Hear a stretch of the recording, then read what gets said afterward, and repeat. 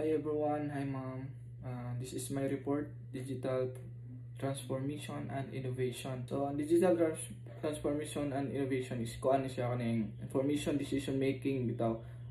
Dali ra ka makakuha og decision, tapos improve processes, better communication kanang mga online dali ra imong makuha imong business para to communicate sa lain mga tao bitaw. So, digital business models transition from the traditional bricks and mortar to digital platforms.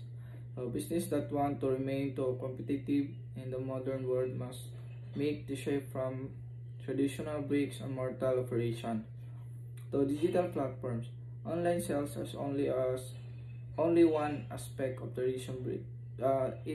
Another in adjusting procedure, culture, and tactics to the digital first world. Despite the difficulties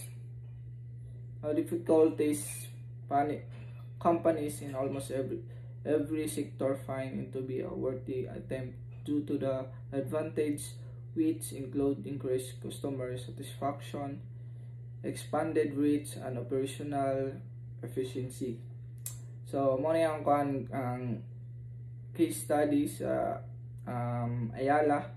So integration of digital service in their property and banking business. So pasabutan is the shift from physical stores to digital platforms. So involve establishing an online presence, adapting strategy. So kailangan na to og strategy and adjusting business strategies. So, kailangan po natin i-adjust itong mga strategy. So, this shape offers benefits like increased market edge. So, ang market is mag-increase bitaw. So, reduce cost. So, magkuha na itong cost mo reduce. Enhance customer engagement. Challenge include competition, cyber security, and logistics. Successful transition improve efficiency and competitiveness. Patuloy is monetization models in digital transformation. In the context of digital transformation, monetization models are the tactics and procedure that business employ to make money about digital goods, service, and platforms. Business are using digital channels, data, and automation to find new and creative methods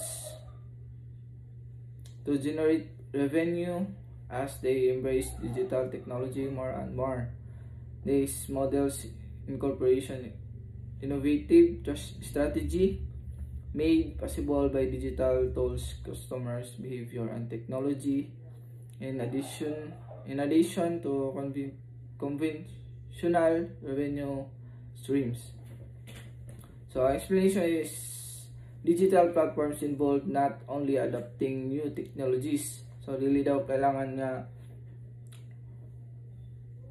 adapting o bago nga technologies, but also finding new ways to generate revenue and create value. So kailangan sila mangita og way to generate revenue and to create a value. So monetization models and common models include subscription models, freemium models, advertising based models, transition fee models, data monetization models, affiliate marketing models, and licensing models. So muna ang mga models na kailangan nga include. So these models provide predictable revenue stream, foster customer loyalty, and can be used in various industry. Key consideration for choosing monetization models include the value proposition, target audience, pricing strategy, customer acquisition and retention, and a competitive landscape. By carefully considering these factors, business can choose the most appropriate monetization models to capitalize on those digital transformation efforts and achieve sustainable growth. So mao na ang explanation. So nagyud na yung mga models o mga unsaon nila pag kuha sa audience bitaw sa mga customer. So para mo grow ilahang mga digital platforms. The role of technology. Technologies driving digital transformation, cloud computing, blockchain, LOT, and AI. By enabling new methods of producing, delivering, and consuming goods and service. Technologies propelling digital platforms like cloud computing, blockchain, and the Internet of Things, and artificial intelligence are changing whole sectors. In addition to automating procedures and improving operational effectiveness, these technologies also fosters innovation, offer new business models, and improve client experience. In order to comprehend this function in digital platforms, like examine each of these technologies in details. So pasabutan is cloud computing offers on-demand access to computing resources, while blockchain is a secure, transparent ledger technology. Connects device for data collection and exchange, improving efficiency. AI enables computers to perform tasks typical requiring human intelligence. Ikaduha is benefits of digital technologies in streamlining operation and improving customer engagement. So digital innovations are revolutionizing how companies increase client engage and streamline operation. Organization may improve internal operations, boost productivity, and provide more individualized, responsive, and engaging customers' experience by utilizing technologies like cloud computing, automation, data analytics, artificial intelligence, AI, and the Internet of Things. Let's examine the way in which these digital technologies enhance consumer engagement and operational efficiency. So, ang explanation na is digital technologies enable to business to collect customer data, personalized interactions, and providing personalized experience across multiple channels, fostering agility, efficiency, and customer centricity, transforming traditional operation into integrated data driving approaches. Essentially, digital technologies empower business to be more agile, efficient, and customer centric, being able to shift from additional siloed operation to integrate data driving and customer focused approaches. The role of technology, example of the digital payment platforms like PayMaya.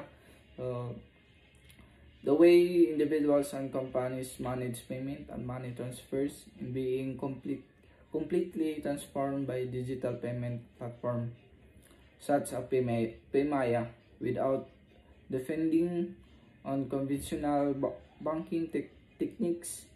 These platforms help people manage their money, perform transactions, and shop online on or in real place. Here, here are few well-known digital payment systems that are com- comparable to PayMaya, along with some of their special characteristic. So kasagaran, so mao ni ang mga digital payment: GCash, PayMaya, Venmo, Apple Pay, Alipay, WeChat Pay, Cash App. So daghan pa na sila yung mga platform na mga payment. So akong nabutang diri is maoro na. So kasagaran karon is mao namang gyud gamit sa ato ang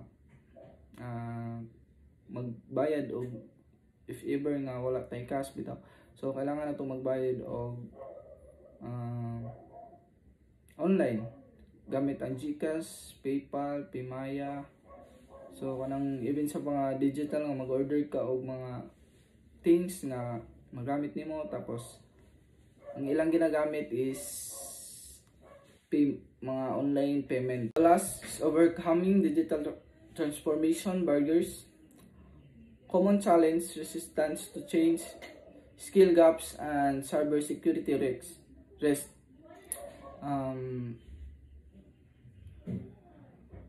Explanation: business have a lot of potential to improve customer satisfaction, efficiency, and innovation through digital platforms. However, business frequently face a number of difficulties when they make a switch to digital technologies. The most prevalent one includes cybersecurity threats, skills shortage, and opposition to change.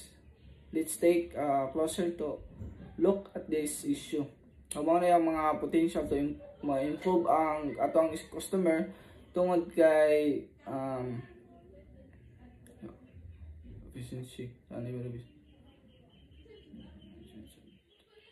Moto strategies to address these barriers through training programs and robust security frameworks. The success of digital transformation depends on addressing the obstacle: cybersecurity threats, skill shortage and change aversion. Strong security frameworks and efficient training initiatives are two important tactics that business can use to get beyond this obstacle. Below we examine particular tactics for overcoming this obstacle, with these two crucial methods. Case study: Globe's telecom success is upskilling employees for a digital first approach. Overview of the companies with millions of customers receiving digital internet and mobile service. Globe Telecom is one of the biggest telecom provider in the Philippines. Globe Telecom realized needed to change both its workforce and business models in order to support in digital first strategies. Given the speed and which digital technologies are developing, are the growing demand for the sophisticated service. So ang kuan nga ng Globe Telecom is na sila yung mga digital to approach sa mga customer pareha nang. So nagbuhat sila Globe Telecom tungod kay para kuan ang mga customer bitaw makagamit og internet. So kailangan mo gamit og internet kay pareha nang na kayo mga orders. So kailangan kag internet. Kung wala ka internet, so dili jud ka makagamit o dili jud ka maka-orders og mga things nga imong gusto. Maro to, og thank you everyone.